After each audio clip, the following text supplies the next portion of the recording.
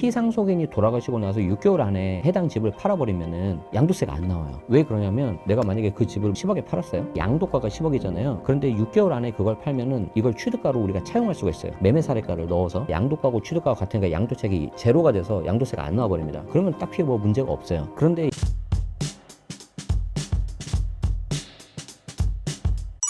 상속세에 대해서 자세히 설명해 주실 수 있나요? 이렇게 생각하시면 됩니다. 내가 주택을 샀는데 이걸 가지고 있다가 뭐 1억, 2억 정도 올랐어요. 그러면 내가 그걸 팔아서 더 좋은 집을 사거나 아니면 현금을 쓰고 싶을 때가 있잖아요. 그럴 때 내가 다른 사람한테 돈을 받고 팔죠. 이걸 유상 이전이라고 해요. 대가를 받는다고. 이게 양도세거든요. 그런데 내가 그렇게 하는 것보다는 우리 자녀나 뭐 배우자한테 그냥 주고 싶다. 근데 줄 때 어떻게 줄까요? 내가 살아생전에 주고 싶거나 아니면 사후에 그때 주고 싶은 게 있잖아요. 근데 방금 여기서 키포인트가 있는 게 주고 싶다는 거잖아요. 이건 이제 어려운 말로 유상 이전이 아닌 무상 이전이라고 해요. 그래서 양도는 유상 이전, 대가성이 있고 대가성이 없는 거는 증여와 상속 두 개가 있는데 증여는 내가 살아있을 때, 상속은 죽었을 때 그렇게 하는 겁니다. 왜 제가 이걸 말씀드리냐면 이 양도, 상속, 증여는 세 가지를 한꺼번에 봐야 돼요. 그래서 이 한꺼번에 꼭 이게 봐서 연관돼 있다는 거를 꼭 기억을 하시고 이 물건을 내가 지금 팔아서 양도를 할 거냐 아니면 상속이나 증여로 갈 거냐 그러면은 이제 어떤 가족 간의 어떤 관계도 있지만 해당 물건의 투자 가치를 보실 수 있어야 돼요. 이거에 따라서 전략이 완전 다 달라집니다. 최근 상속세 개편 소식이 들리던데 어떤 내용인가요?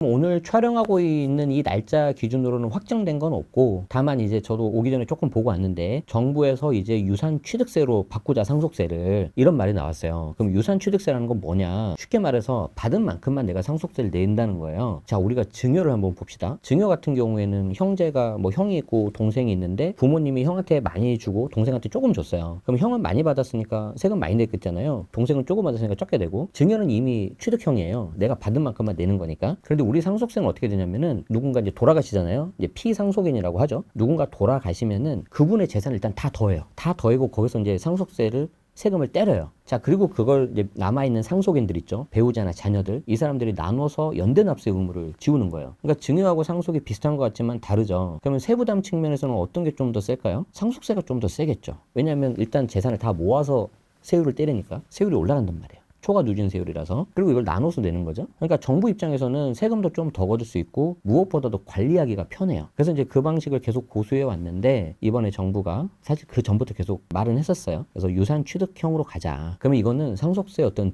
정말 대대적인 개편이 되는 겁니다. 그래서 그게 하나가 있고 아직 확정을 안 났고 그리고 이제 정부 말고 기획재정부 정부 말고 정치권 있죠. 여당하고 야당에서 하는 이야기는 자녀 공제를 늘리자. 왜냐하면 이제 상속을 받는 자녀들이 1인당 공제 금액이 5천만 원인데 이게 무려 한 28년, 9년 이렇게 바뀌질 않고 있어요. 아니 그동안 김밥값이 얼마나 올랐는데 맞죠? 그래서 여기에 대해서 이제 여당은 5억으로 올리자. 야당은 올리면 안 된다. 이렇게 하고 있고 이제 또 배우자 공제가 있어요.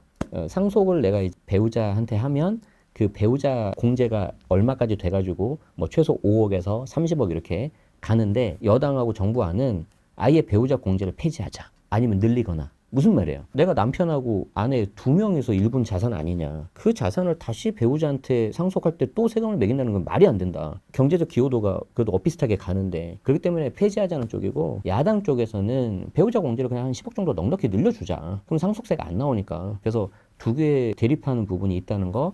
그런데 정말 근본적인 개편은 유산 취득형으로 가야 되는 거고 저도 이게 글로벌 스탠다드에 훨씬 맞다고 저는 생각을 합니다. 근데 아직 결정난 게 없고 안타깝지만 지금 좀 탄핵 전국 이슈로 좀 어수선하죠. 그래서 그런 부분도 좀 고려를 하셔야 될 것 같습니다. 상속받은 집 매도 후 세금 고지서가 날아오는 경우는 어떤 경우인가요?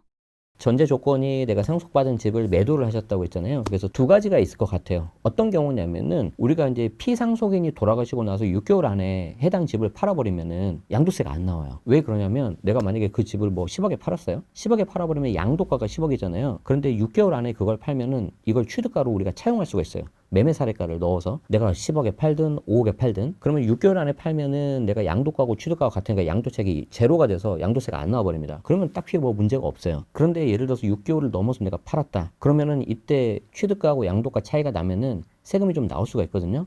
그럼 양도세를 내야 돼요. 실제 제가 모셨던 어떤 상사분이 그 집을 인천에 있는 집이었는데 상속이 개시되고 나서 8개월 있다 판 거예요. 그런데 너무 안타까운 게 뭐냐면 어차피 팔 물건이었으면은 6개월 안에 팔았으면 양도세가 안 나왔거든요. 그래서 그 부분이 좀 굉장히 아쉬웠고, 다만 전제 조건은 뭐죠? 팔아도 되는 물건이에요. 그럼 내가 팔면 안 되는 물건이 있을 수 있겠죠. 예를 들어서 오래 가지고 있으면 투자 가치가 올라갈 것 같은 거. 이 경우는 어떻게 되냐? 그냥 가지고만 있으면 되냐? 그렇진 않아요. 상속 개시되고 역시 6개월 안에 내가 따로 감정평가를 받는 거예요. 감정평가를 받아서 이 취득가를 좀 시세대로 올려두는 게 좋습니다. 그래서 6개월 꼭 기억하시고요. 두 번째 케이스는 뭐냐면 요즘에 감정평가 사업을 확대하고 있어요. 국세청이. 무슨 말이냐면 과거에 꼬마 빌딩 아시죠? 꼬마 빌딩은 금액은 뭐 이렇게 꼬마 빌딩이 보통 100억 이하로 하겠습니다. 뭐 몇십억 이렇게 팔리는데 정부에서 정하는 기준시가 가격이 너무 낮은 거예요. 그러니까 기준시가는 낮은데 뭐 40억인데 실제로 한 80억에 팔려. 근데 40억을 가지고 뭔가 세금을 매기면 안 되잖아요. 그래서 이런 거에 대해서 감정평가를 국세청에서 별도 했거든요. 그런데 이게 해보니까 국세청 입장에서 괜찮다는 거죠. 왜냐하면 세수도 많이 확보되고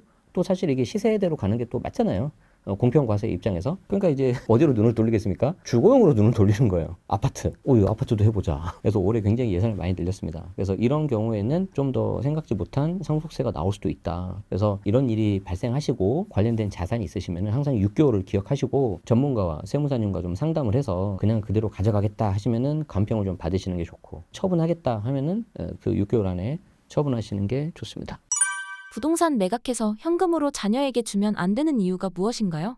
두 가지가 있어요. 이것도 예를 들어서 내가 오랫동안 가지고 있는 집이에요. 한 양도차익이 10억 정도 된다고 해볼게요. 그럼 양도세가 3억 정도가 나오거든요. 물론 비과세 되면 많이 줄일 수 있는데 그냥 비과세가 아니라고 가정을 해보고, 그런데 이제 그걸 갖고 계신 아버지가 이제 좀 이제 본인이 어느 정도 느끼잖아요. 이거를 좀 빨리 물려줘야 되겠다. 그래서 내가 세금을 내고 3억 정도 세금을 내고 이 집을 물려준 거예요. 그럼 나는 일단 그 집을 팔았으니까 세금이 벌써 3억이 나와버렸죠. 자, 그리고 그 현금이 나왔잖아요. 이 현금을 현금 증여하면 또 증여세 또 나오겠죠. 그러면 나는 이 한 20억 정도 되는 집을 팔았는데 양도세 내고 증여세 내니까 남는 게 별로 없다는 거예요. 자, 그럴 때는 어떻게 하냐면 차라리 상속세가 좀 나오더라도 이번에 뭐 개편될 수도 있고 하니까 한 20억 정도 되면 또 상속세가 거의 안 나오거나 조금 나올 거란 말이에요. 그럼 상속세를 내고 6개월 안에 그냥 팔아버려요. 그러면 그걸 물려받은 상속인들, 자녀나 배우자가 양도세는 안 나오잖아요. 그 금액 20억 매가된 금액을 고스란히 다 쓸 수가 있겠죠. 그래서 내가 좀 이게 상속을 좀 대비를 하고 싶다. 그런데 좀 시간이 좀 없는 것 같다. 그러시면은 이걸 꼭 팔 건지 안 팔 건지를 먼저 잘 정하셔야 되고요. 아직은 내가 그럴 일은 별로 없는데 미리 대비하고 싶다. 그러시면은 그때는 팔아서 현금 증여하시거나 아니면 그 물건이 또 괜찮으면은 아예 그 물건을 조금씩 지분 증여를 하는 거예요. 결국 이것도 핵심이 뭐예요? 이 물건을 내가 오래 가져갈 거냐,